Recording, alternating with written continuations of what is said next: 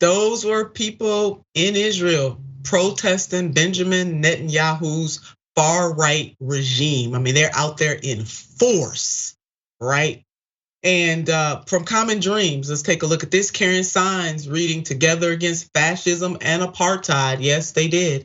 And "Democracy in Danger." Thousands of Israelis on Saturday marched in protest of Prime Minister Benjamin Netanyahu's far-right coalition government, which less than a week after being sworn in has already threatened to strip the country's judiciary of power and announce punitive measures against Palestinian people and leaders. Thank you, Julia, for this report in Common Dreams. Going on further, about 20,000 people gathered, or people attended 2 different marches, one organized by the grassroots group Standing Together and calling for equality and partnership between Palestinians and Israelis, and another focusing on Netanyahu's threats to the Israeli justice system. I mean, you want to talk about absolute power. Glad the people are out there again. And then further, Julia writes, the protests were held days after Netanyahu's newly appointed Justice Minister, Levin, last name Levin, announced reforms that would allow lawmakers to override Supreme Court decisions. Members of Netanyahu's cabinet have also made derogatory claims about LGBTQ plus people and reportedly plan to roll back laws allowing gay couples to adopt children. Excellent reporting from Julia at Common Dreams, and the fact that so many Israelis have taken to the streets to protest this right-wing government is a thing of beauty. And check out this headline right here.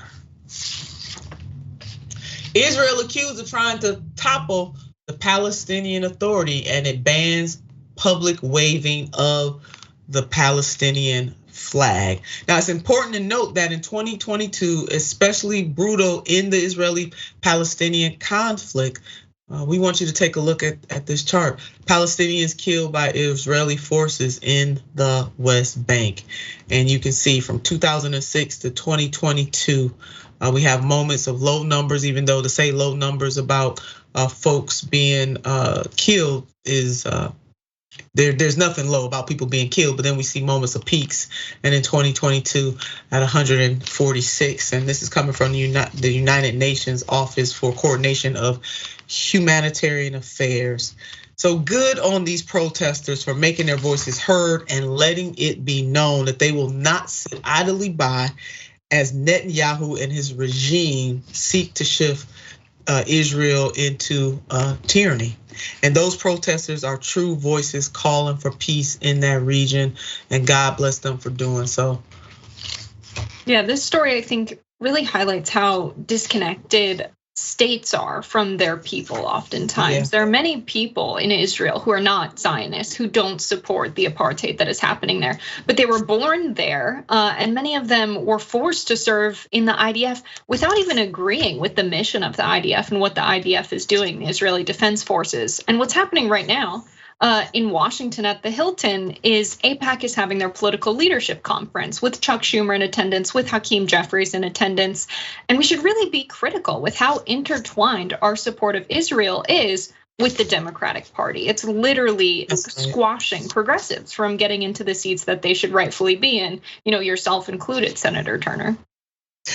Oh yeah, Jessica, you see that hand up? Absolutely, they unite to do that. And that's why when I hear progressives praising the leadership of Hakeem Jeffries, I'm scratching my head and shaking my head because they just forgot what just happened in races in 2022 and also special election of 2021, and not just for members of Congress too. We saw, like, for example, India Walton, where neoliberals just changed the rules of the game. And here it is, this young lady actually won the primary, and they changed the rules so that the current mayor, who lost at that time, could be on the ballot and still win, even though she won the primary. I mean, it's just really outrageous, the steps that these neoliberals will take to fight progressives, but they don't have that same smoke when it comes to the Republicans. And as you're laying out, Jessica, they're right there right now and not pushing back on this This is a humanitarian crisis, and we should push back on this. We're supposed to be so-called the moral voice of the world, which we are not that, but we're supposed to be. But they will not say anything. Trust me, they're not gonna say a mumbling word about what is happening over there under Netanyahu. And thank God for the Israelis who are standing up for justice. We really do. We're gonna keep watching this.